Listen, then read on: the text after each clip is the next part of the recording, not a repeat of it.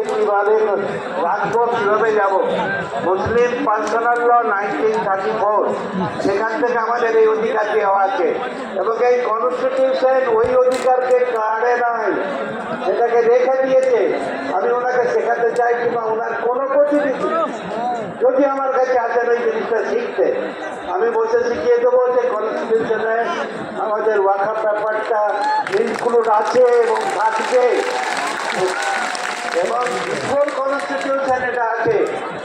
1934 তো বেঙ্গল ওয়াকফ অ্যাক্ট, তখন তো কনস্টিটিউশন আছে নাই।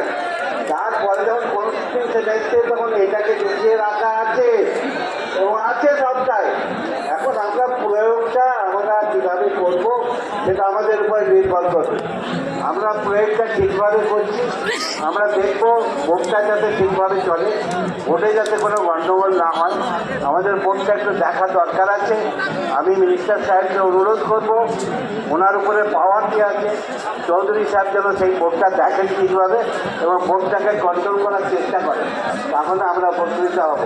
আমি এই বলে আমার বক্তব্য শেষ করছি। মোদী সাহেবকে আমি আইনটা শেখাতে চাই, কিংবা তার কোনো আইন আসে তো আসুক, আর ওয়াকফ অ্যাক্ট কনস্টিটিউশন সেটা বারবার বলা আছে। আসসালামু আলাইকুম।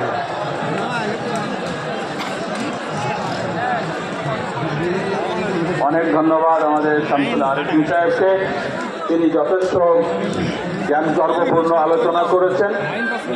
এরপরে আমি বসিরহাট হুজুরের বংশের স্বনামধন্য ওবায়দ আমিন সাহেবকে আমন্ত্রণ জানাবো, তিনি আসবেন এবং এই প্রস্তাবের সমর্থনে তিনি কথা রাখবেন। পলিটিক্স সম্বন্ধে জানতে হবে, আইন সম্বন্ধে আসসালামু আলাইকুম ওয়া রাহমাতুল্লাহি ওয়া বারাকাতুহু। আমি পরিচয় পর্বটাকে আর এগিয়ে না নিয়ে আমি দুটো কথা শুধু বলে আমি শেষ করব, যেহেতু অনেক গুণী গুণী মানুষ আছে। আজকে আমরা এখানে লক্ষ লক্ষ মানুষ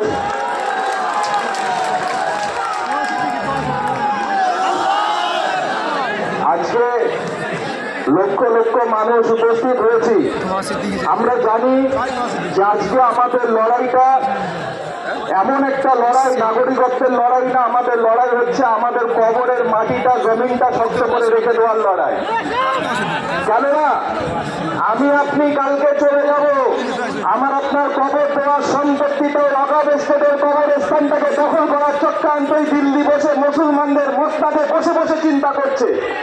দীর্ঘদিন ধরে একের পর এক 3 তালাক বিল, এনআরসি বিল, যা খুশি তাই করে গিয়েছেন। আজকে আমরা জানি হয়তো এই ওয়াকফ বোর্ডের বিল আবার পাস হবে, আবারও দেখবেন হয়তো আমরা যাদেরও ভোট দিয়েছি শুধু এমপিরা গিয়ে ওয়াক আউট করবে, বিলের জন্য পার্লামেন্টে কেউ লড়বে না। যদি লড়তো 3 তালাক বিল হতো না। তাই বলবো আজকে এখানে অনেক অ্যাডভোকেট আছে, আমার যতটুকু আমি ওয়াকফ নিয়ে, আমাকে যখন হযরত মাওলানা সিদ্দিকুল্লাহ চৌধুরী সাহেব রাজভবনে ডেকেছিল একটা মিটিংয়ে আজ থেকে 15 দিন আগে, তখন আমি আলোচনা করে আমি এটা নিয়ে স্টাডি করে দেখলাম যে ওয়াকফ সম্পত্তি গোটা ভারতবর্ষে 30টা বোর্ড আছে, যার মধ্যে পশ্চিমবাংলায় এবং ওয়াকফ বোর্ড, এই পশ্চিমবাংলার সম্পত্তির দায়িত্ব কিন্তু রাজ্য সরকারের মুখ্যমন্ত্রী এবং ভূমিমন্ত্রী। কেননা কোন রাজ্যের ওয়াকফ সম্পত্তি কেন্দ্রীয় সরকার ডাইরেক্ট এসে দখল করতে পারবে না, হস্তক্ষেপ করতে পারে না, এই রাজ্যের ভূমিমন্ত্রীর দায়িত্ব।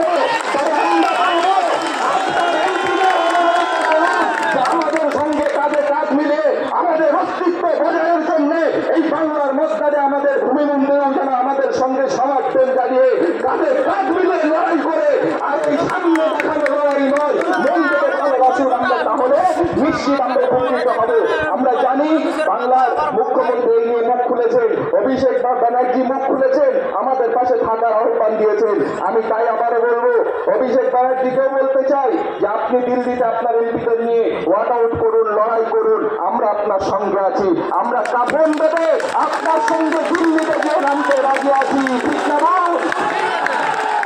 বন্ধুগণ? তাই বলবো সময় কম, অনেক জ্ঞানী গুণী বিচক্ষণ ব্যক্তি, এতটুকু বলবো যে আমরা আমাদের জীবন থাকতে আমরা নাগরিকত্ব ছেড়ে দিতে পারি, কারণ আমরা জানি দুনিয়া খোদার দুনিয়া, আমরা ইসলামকে মানি, শরীয়তকে মানি, তাই বলবো আমরা সব ছেড়ে দিতে পারি।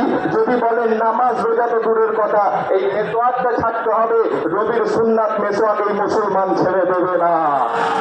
সকলে ভালো থাকবেন, এই বলে আমি বক্তব্য আমি শেষ করলাম। আসসালামু আলাইকুম। বসিরহাট দরবার শরীফের পক্ষ থেকে আমরা সকলে এই জমিয়ত উলামায়ে হিন্দের সঙ্গে কেন সমস্ত সংগঠন একসঙ্গে আমরা আমাদের অস্তিত্বের লড়াই থাকবো ইনশাআল্লাহ। আপনারা এখন ফিলিস্তিন প্রসঙ্গে একটা প্রস্তাব শুনবেন।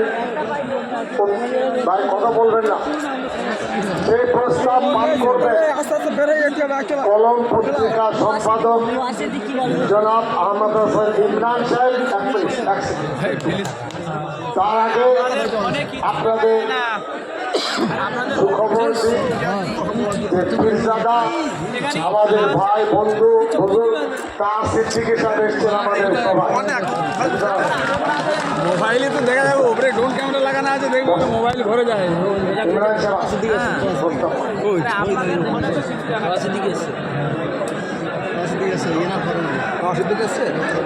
বললো